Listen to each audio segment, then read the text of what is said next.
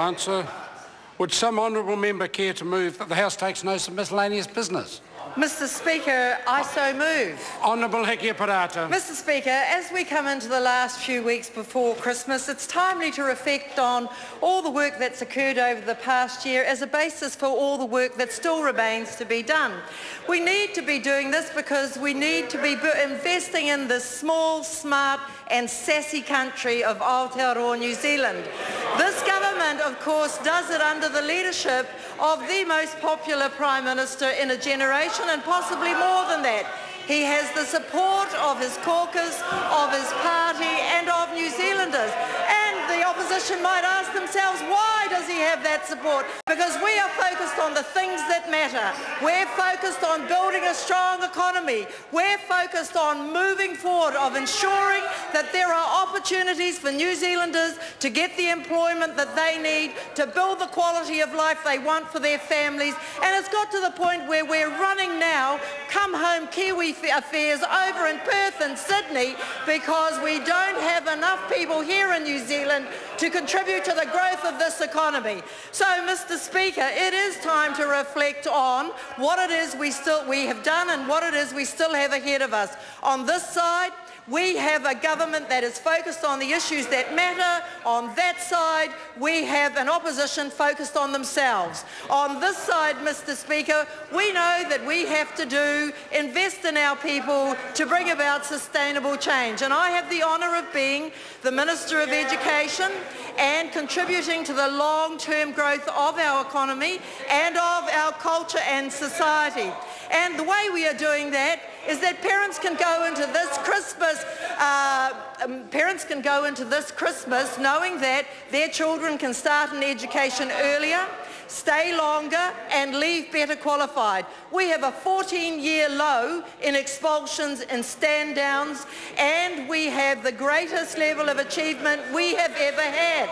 The opposition spends a lot of time focusing on reports and what's wrong and very little on doing anything about it. What this government has done has seen not only the average increase of all young people at school, but we have seen an increase of Māori achievement of 19% over the 6 years we've been in government, because the opposition went out satisfied that it was okay for 44% of all Māori secondary school students to get a minimum qualification. Pacifica fared slightly better at 51%. We are ambitious for this country, and that means every child, every young person. And we are now at the case where Māori are at 63%, Pacifica are at 72%. But are we satisfied with that? The answer is no, we are not. We want every young person to be successful so that they can be contributors. They can be powerful actors in their own lives. We are doing this across the country. We get criticism about partnership schools. Well, we're prepared to go as far as we need to give every kid the best opportunity. So we are seeing them leaving better qualified. In Christchurch, we have invested $1.137 billion to grow the most modern education system. We have seen successful mergers of schools. We have seen 3 high schools, Hill Morton, Hornby and Linwood, through their mergers, year 7 to year 13. Do we get the opposition going down there and seeing the success? No, because all they want to do is cry over problems, but we get on and do the work that is necessary. We've got more young people starting in early childhood education because we know that kids who start behind too often stay behind. We are not prepared to have that happen, so we are now at 96% of all 4-year-olds participating in early childhood education. And we hear from a former Minister of Education whose claim to fame is shutting 259 schools. Ours, here on this side, is opening and investing into schools. We have the biggest property portfolio in schools that we have ever had. We have some of the most modern learning environments. We opened Pegasus School. It is the first new school that will be a net contributor of energy back into the grid.